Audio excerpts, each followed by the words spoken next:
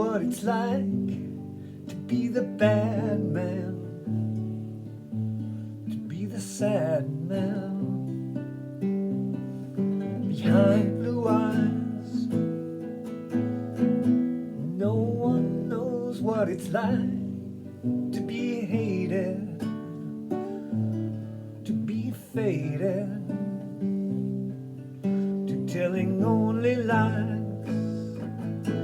But my dreams are yawn as empty as my conscience seems to be. We have hours only lonely. My love is vengeance that's never free.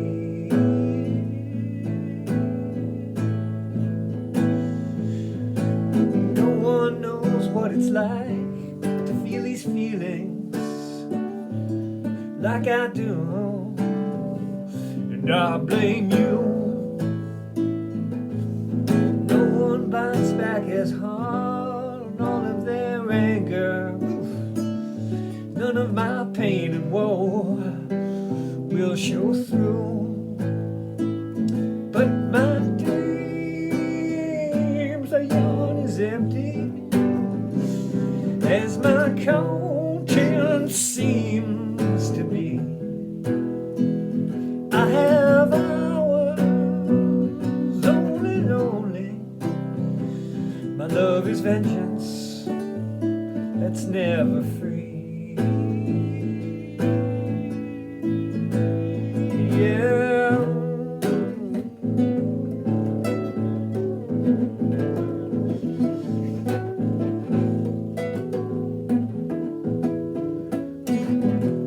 My fist clenches, crack it open before I use it and lose my cool. When I smile, please give me some bad news before I laugh and I act to the fool. And if I swallow anything evil, put your finger down my throat. If I shiver, please give me a blanket, keep me warm, let me wear your coat.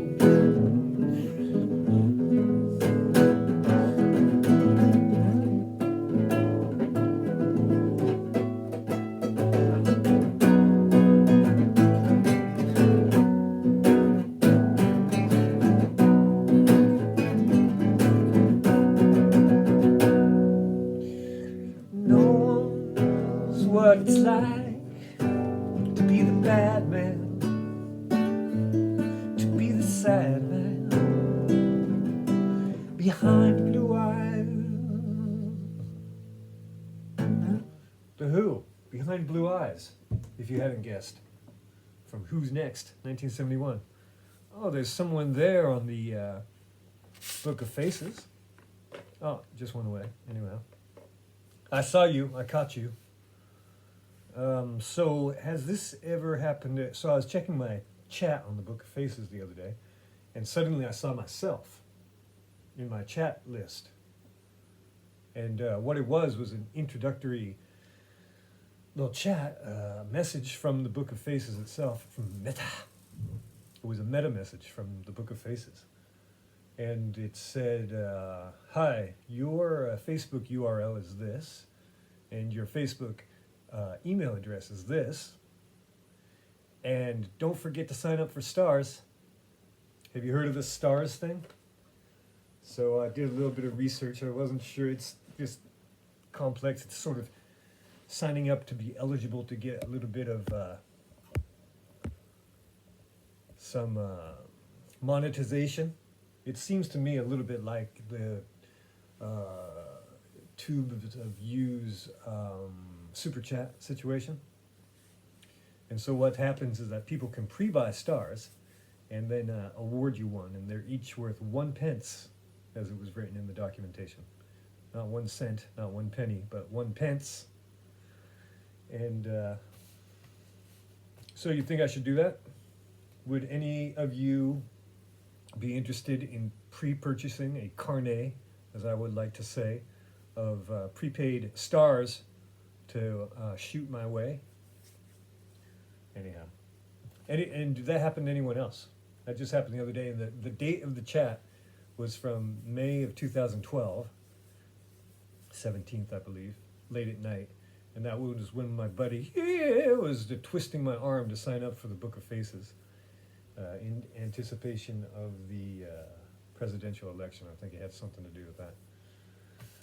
So, what was I going to talk about? It was going to be the thing is that I was at a friend of mine who, here, so this painting here is the result of a comment by a friend of mine, and this is based on a series of, well, I called them assemblage. They're sort of like collages, and what it was a piece of vellum, as I like to say, or tracing paper, more colloquially, with some felted markers overlaid over a printed pencil sketch of the outline of a rooftop of Paris, or Toit de Paris, as I like to say.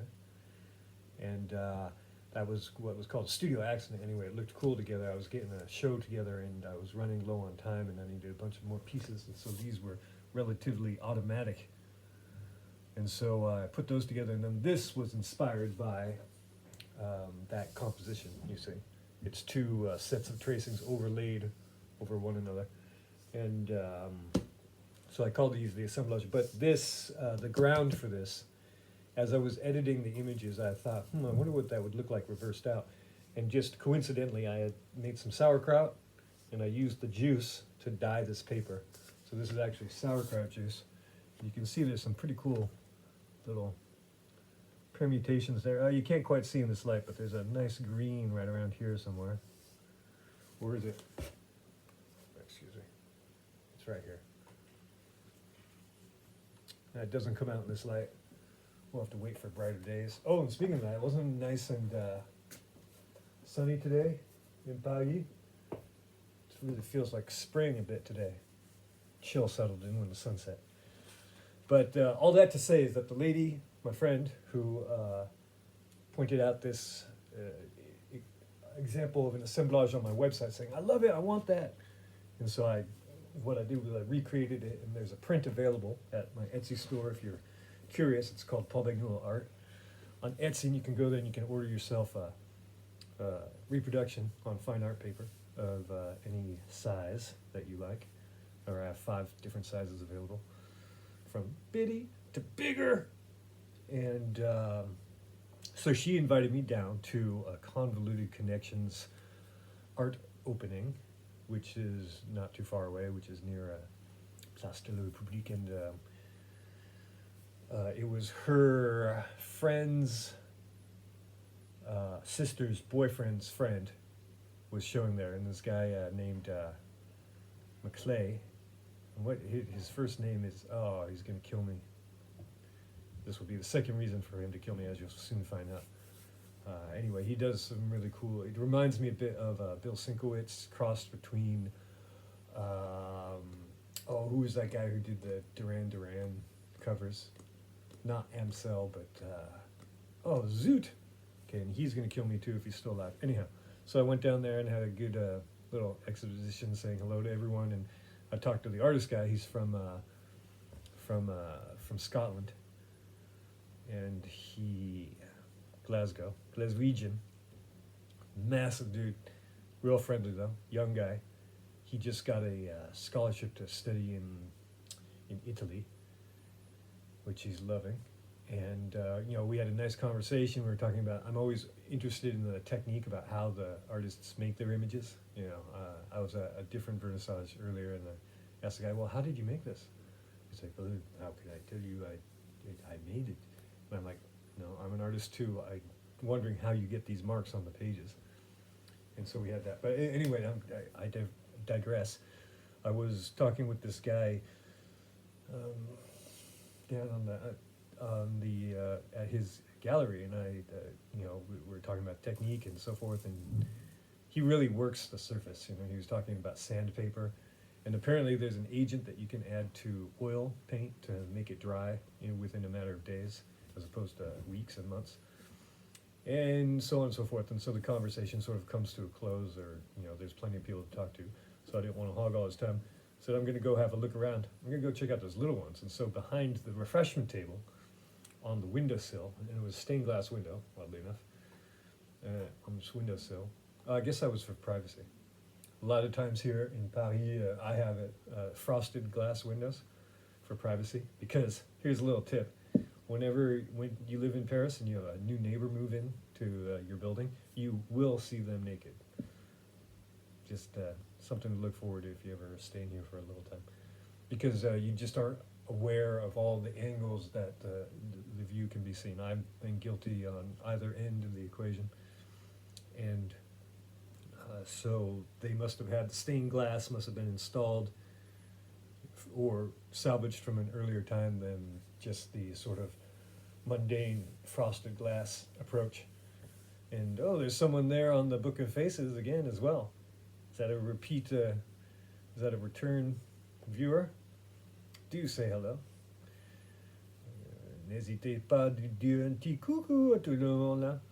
And so, oh God, I got to speed this up. So I went over and I was looking at these little paintings that were on this windowsill behind the refreshment table. I took one off because he said he made the frames as well, and so I was inspecting it, looking at admiring all the craftsmanship and so forth. And then I went to put it back up on the sill, and then just then, boom!